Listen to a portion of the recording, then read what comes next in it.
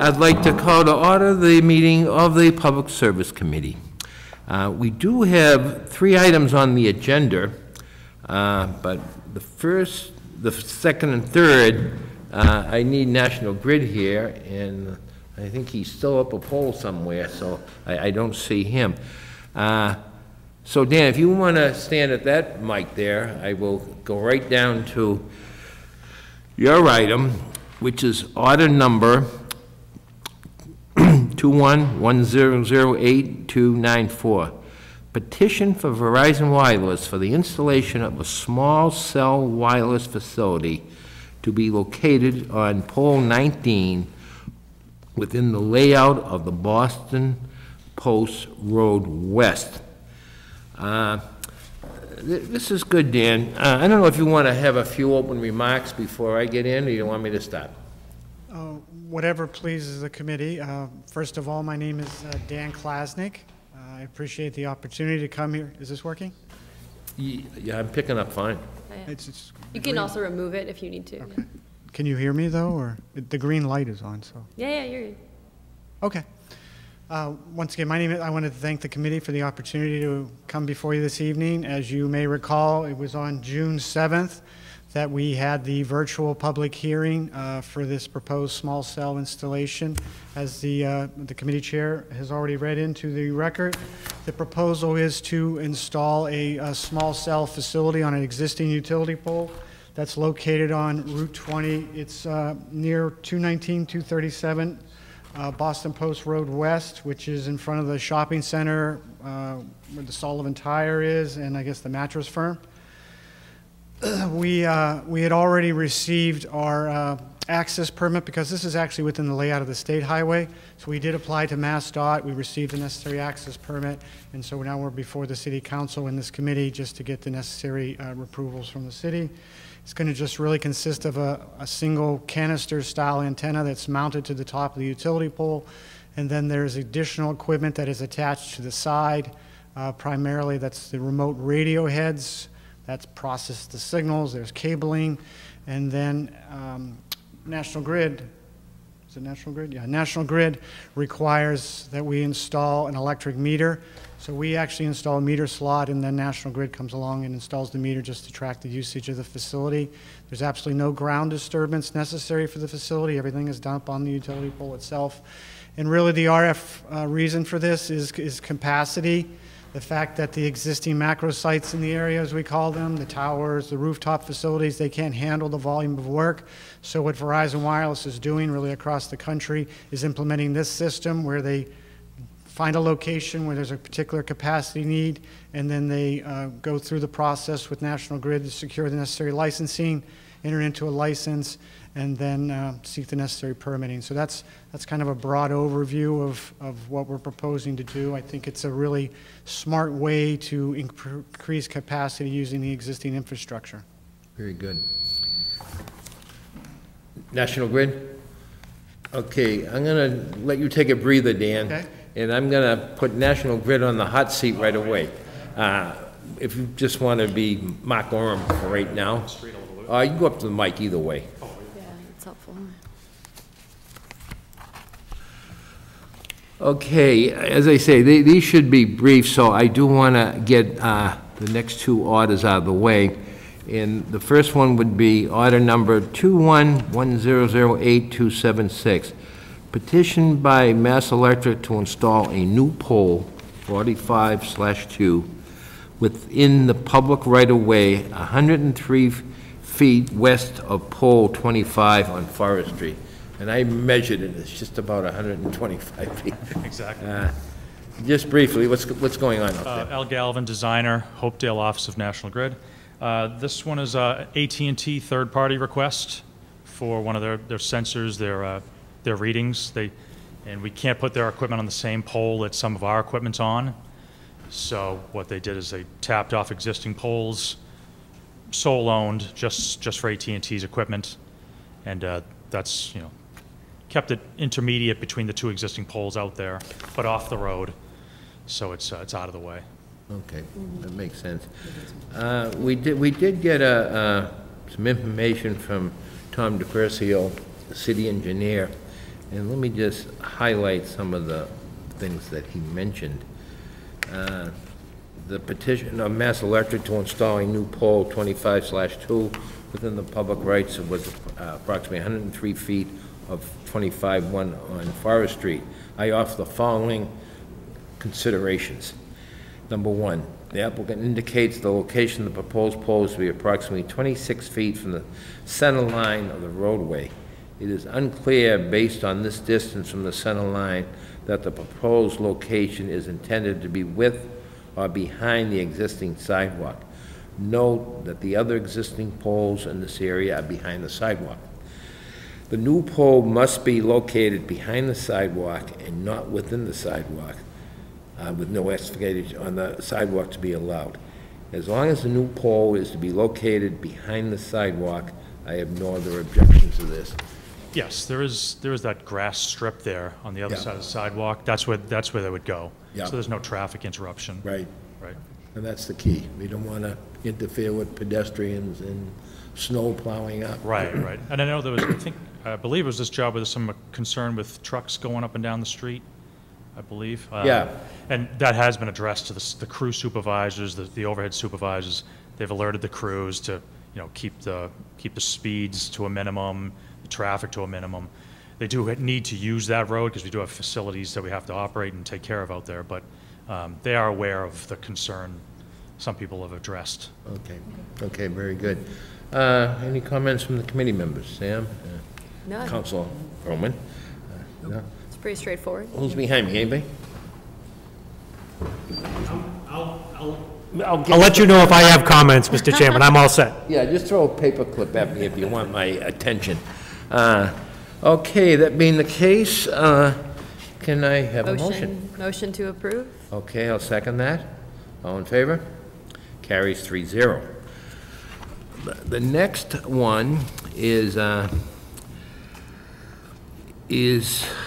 order number 21-1008292, a petition of Mass Electric to install 280 feet of 4 to 5-inch conduit from manhole 10 to pole number 93 on Donald Lynch Boulevard near Bigelow Street. I had to walk that twice to figure out what was going there.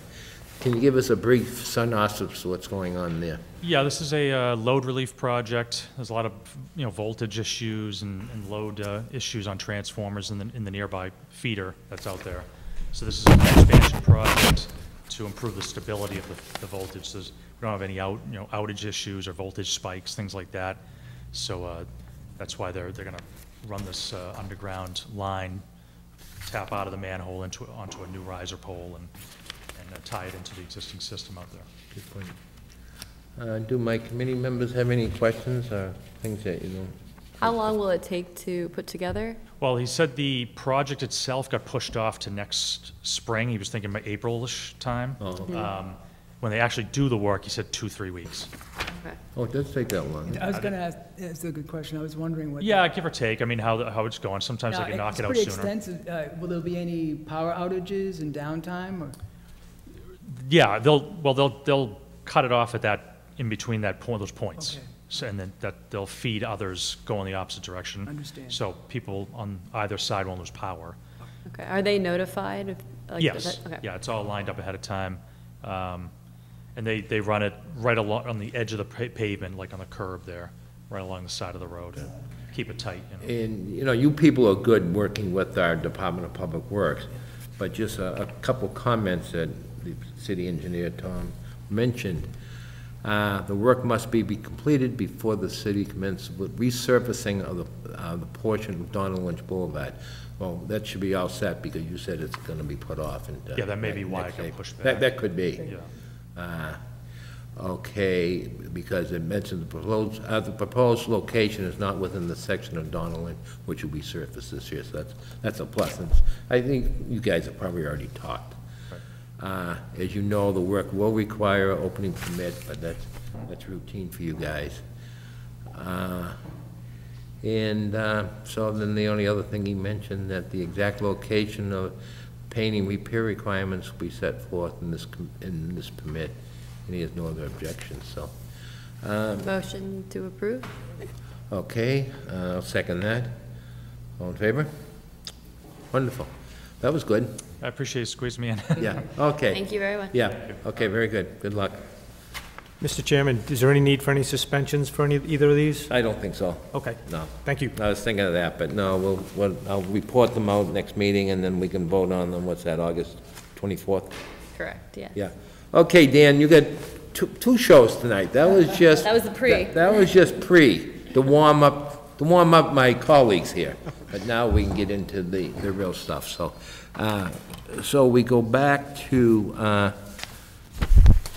the order number 21100824. Okay, so you kind of gave us an overview, you know, what's going on. Quite honestly, I find it kind of interesting and exciting. You know, I've been on for a while, and 14 years ago, we were talking about cell towers. And, well, that crowd would gather then, Councilor Irish. I can remember sitting over there, and half my neighborhood was there because they were going to put a cell tower up on the water tank on top of Miles Standish. And that's when we still thought that, you know, it was bad news. Okay, so let's just see here. Probably one thing we could get out of the way, I mean, I have volumes of paper here. I think Karen and Dan have really, they outdid themselves here. Okay, let me back up to,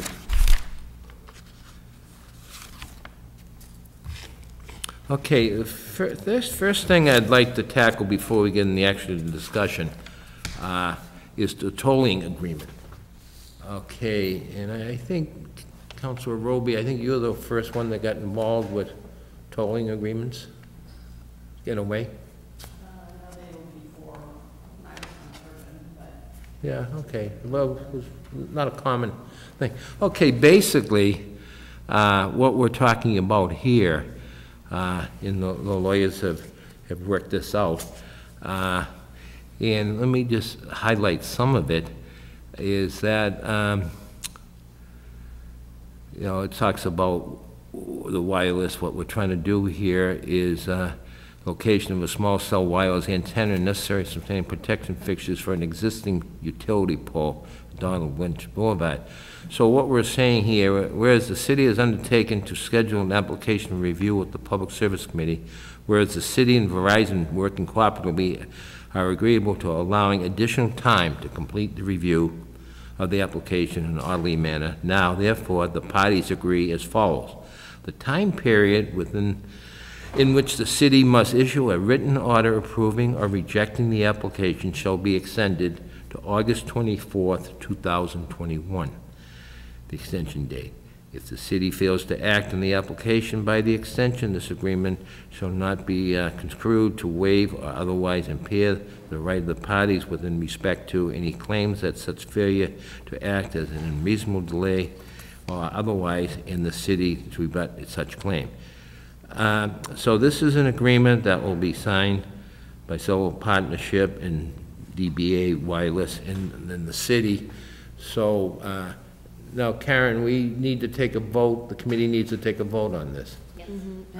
So what we're doing is voting to go along with extending, if we agree tonight, and I'll report it out next meeting, that we would vote on this August 24th, and that would give Dan and his crowd ready to go. Okay, I just want to clarify too, I think you said Donald Lynch, but you meant Boston Post Road? Oh, I probably did. Okay, just in case anyone's I was thinking confusing it with the other. I was thinking I have to go out to the rink tonight to see Mike Ossing skate or something. Okay, any other comments, questions? Ms. Roby, Council Roby, I didn't mention to you before. You got any questions on this? You're pretty good in this area. So I'd move to approve the extension? Is that- Yeah, this would be to, that we're voting to Approve it to. approve the agreement that brings it out that, that we will vote on this by, you know, by August 24th. That's when the. Okay. Okay, so there's a motion on the floor. We got a second on that? I'll second that. Okay, all in favor? Great.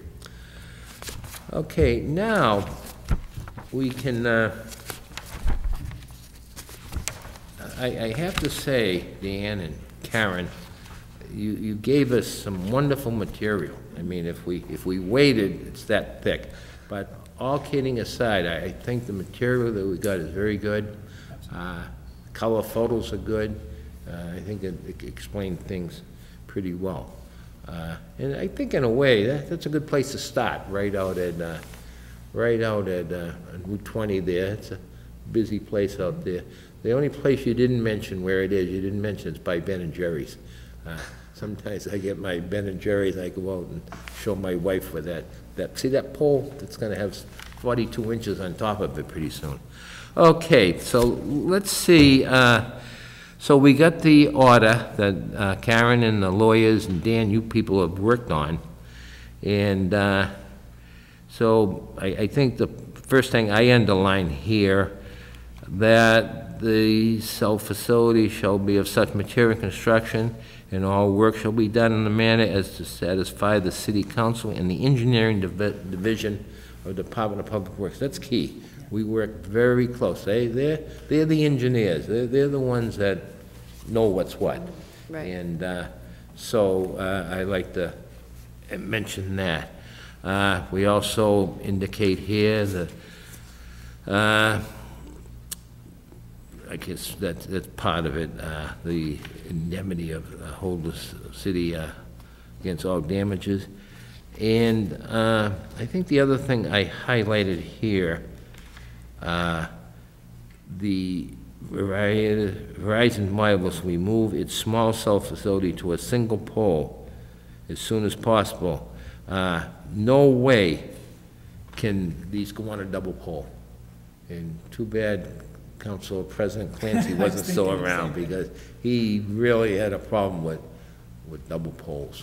And I guess that's something that I feel very comfortable that that's the situation, because I guess, not being an engineer myself, I figured if there's a double pole, you know, you got the 42 inches or whatever the mechanism is there, you got the other pole, and that other pole was probably damaged, and it's wired together, and it just makes sense to get on as soon as possible. So the way it works is that there really can't be a double pole, and I think mentioned somewhere here that if there is, it has to be remedied no later than December 31st of the current year, the year that the pole went up. Okay, all cutting and digging into the city street sidewalks in conjunction with the small is prohibited, as in all underground installations with the small city thing, provided, however, the ground rod proposed to install part of the cell. So that's a safety device there. Small cell facility shall be color-coded so as to best minimize the visual impact of this facility. I think that's key. If you get the right color there, you look up and, you know, you don't really see much. Right, it blends in, yeah. Blends right in. Okay, little things that, you know, I think you guys did a good job, especially in pole 19 here, have it facing away from the roadway. Okay, the wireless, if Verizon will provide the city engineer division with a written construction or installation schedule satisfied to the division. All right. It's kind of interesting here that the Verizon Wireless shall provide the city procurement officer with the bond authorized to do business in Massachusetts and satisfied to the city CPO in an amount equal to the cost of the removal of the small cell facility from National Grid Pole 19 and for the repairs and restoration of any public way in the vicinity of National Grid Pole 19. And that's key, that, you know, there's a bond on that. Dan, do you have any idea how much a unit like this costs? I mean, are we talking 100,000, 200,000? I know that's not your department, but No, I'm the curious. actual price of the equipment itself? Yeah, well, they talk about there has to be insured, there has to be a bond here.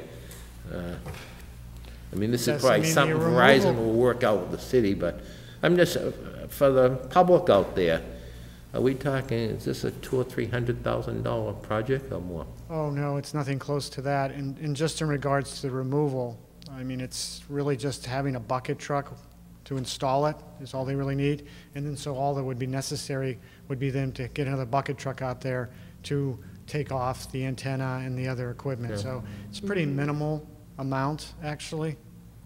I actually had a question too on number 8, I guess, of the items. It says like any further or future modification would need to require city council approval. Do you anticipate that there would be additional modifications moving forward? Not at this time, but I know that they're constantly evaluating their network requirements, and there are times where there's a better functioning antenna that comes along that they would want to swap it out or replace it. So those would be the circumstances. They have been using these types of antennas for the last 5 years that I've been doing these small cells. So they've been pretty consistent with this unit, but there's always that possibility that there will be upgrades that would be necessary. Councilor Wagon, I haven't been addressing you. Have you had any questions as we went along here? No, it's very straightforward. Thank you for asking. All set. Okay, so I just highlighted some of these, so the bond is a big thing. And there is a yearly fee on this, recertification of $250. That's interesting. And just as number 14 mentions that when it's no longer in use, shall be removed by Verizon Wireless at the expense within 60 days. Interesting. And if not, it's a $100 fine per day. And so I think this is well done. I think it protects us and it enables us to move forward, and you know, our citizens of Marlborough will have better coverage. Right. I just hope that eventually they put one down at Spoon Hill. That's kind of a road in my neighborhood that very, very, very poor reception there. Yeah, there are certain places it definitely drops off. Yeah. And with number 14 on here, I'm just curious, like, what the lifespan of the small cell facility is. I know it says here that if it's no longer in use, would that be because a new one has been put up elsewhere and the coverage is now overlapping? To be honest with you, we don't really contemplate a circumstance where we won't need this. It's just put in there to give comfort, I think, to the city council and the city that in the event it happens. And we're in the process of really building out and densifying, so I would expect more, not less. I can't anticipate why they would be taking them down. Okay, thank you. Okay, any other questions? Just looking at some of our memos here, we did get one from the legal department, Jason. Just that he mentioned that they have reviewed the proposed tolling agreement, extending the time period to issue a written decision on the above petition on August 24th, and confirm it is in proper legal form. So he recommends for tonight, the following motion for tonight's meeting, to authorize the chair of this committee to sign the toll agreement. Okay, so Do we need to read any of the comments from the engineer at all, or repeat any of those? well, I think I... Okay, from before? Well, let's see. Which ones did I... I think it'd be helpful to read through them all on the, yeah, in that top paragraph you got. The fact that he did them, I don't want to skip over them. Yeah, where he says the locations within a state highway, that section.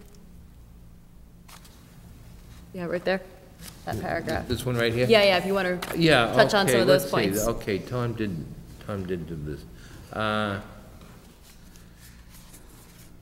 Yeah, okay, the application includes a waiver request for the ordinary minimum height of equipment requirement of 11 feet. The applicant indicates that the electric utility does not allow the meter equipment to be higher than 8. The legal department should confirm that this requirement can be waived. Given the existing condition of this commercialized area, I do not have an issue with allowing the equipment at a height of 8 feet at this location, as long as the lower equipment is not placed on the sidewalk side of the pole, which kind of makes sense there. The application also includes a waiver request from the ordinance maximum height requirement 35 feet. The applicant indicates that since the existing utility pole that the equipment is to be mounted is 42.5 feet in height, the total height of the new equipment proposed is 45.66. The legal department should confirm this requirement and waive due to the existing condition of this location and the height of the utility pole and surrounding signage. I do not have an issue with allowing the equipment at the height of 45.66 in this location. The proposed drafted decision does not reference the waiver request. It seems it should, but I would defer this to legal department. Do we have any, I do not have any other objection to that. Have you discussed this, Dan, with our legal department at all? Yes, I did. By the way, did you have a copy of this memo here? Yeah, Karen was kind enough to give it to me. I got it on my phone. Yes, I did. I discussed it with Jay, and he was comfortable, and I don't want to speak for him, but based upon the ordinance requirements that states essentially that they should not be implemented in such a way as to prohibit wireless service, the way I redrafted my narrative was to cite to that requirement and also the necessity or the requirement for this facility to avoid the prohibition of wireless service. So my understanding, and Karen can correct me, but I think that the Assistant City Solicitor did review the draft decision that I had provided with Karen. So my understanding is that everyone is satisfied, and it's not really a waiver that we're requesting, but rather just to ensure that the ordinance standards are in compliance and that this does in fact comply with that. So. Very good. Okay, we all said, Karen, everything is very good. The solicitor does say that he confirms that it's in proper legal form. Okay, good. Very good. So we would move to authorize the chair of this committee to sign the tolling agreement. Okay, Do you want to, I will second that. okay? yeah, I'll second that. Okay, I'll sign it. You want to vote? Well, I can sign it after the meeting. Okay, You want to do all those in favor and vote? yeah, we'll have a vote, all those in favor. We already agreed on the tolling agreement, so. Yeah. On this. So to have you decision. sign it, yep? You won't trust me to do it after. Oh, no, the- no, yeah. I do. Yeah. Okay, no. then we're good. No, I haven't signed it yet. Okay, any other questions, any comments? Again, I just want to repeat, Karen, you did a wonderful job. You gave us a lot of material here, you got it out to us. Dan, it's obvious you worked very well with Karen, and you worked very well with our legal department. It seems to me you told me that we might have a few more coming in. And Yes, I submitted them today, actually. There's 3 additional locations that I understand will be on July 19th for, I guess, it's the first reading, and then I guess maybe the public hearing will be August 24th, perhaps? That's up to the president. Yeah, of course. We might have other, I don't know, it's up to him, he's the boss. But we want, you know, as I mentioned earlier, we have a tendency, we'll move on these. Oh, great, thank you. Okay, do I have a, okay, Council Roby. Thank you. I guess I will not argue against the ruling by the city solicitor, but I would suggest maybe that somebody might want to look at amending the code where it does specifically state that the facility shall not exceed 35 feet in height, including the pole and the antenna. And we are definitely exceeding that with this specific one, so maybe an amendment that takes into account various heights of poles, which I guess vary across the city evidently. I don't know where the 35 feet came from in this original. There's also language that talks about where the equipment's actually mounted. Maybe an amendment needs to be made. Okay, how's the committee feeling that? I have no issue with that. Yeah, that's, No? Make so a would mo- we need to amend this particular, or you're saying the code itself? Yeah, Always. Right.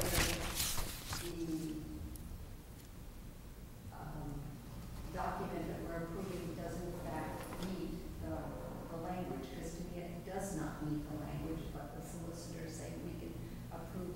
approve this one, so what you're saying, approve this one, but Amend the general. the task of this committee will be that we get the information out there to amend it. Okay, Okay. good idea. Thank you, Council Ruby. Any other questions, comments? Do I hear a motion to end? Motion to adjourn? Motion to adjourn. Jen? Okay, all in favor? Hey, before you adjourn, did you actually vote on approving the order? And if I apologize, I missed it. Oh, wait a minute. That's what I was saying before, Oh. but you said the tolling agreement was the Yeah, same. okay. So we'd have to Okay, approve let's it. go That's- yeah, back. that's what I was Did trying okay, do for. we have a motion to approve? Motion to Yeah. approve the order. Okay, I'll second that. All in favor? All in favor? Right. Now, a motion to adjourn. Okay? I'll second that. All in Oh, my favor? goodness, yes, yes. And I went 45 seconds over. That's what I was trying to prevent.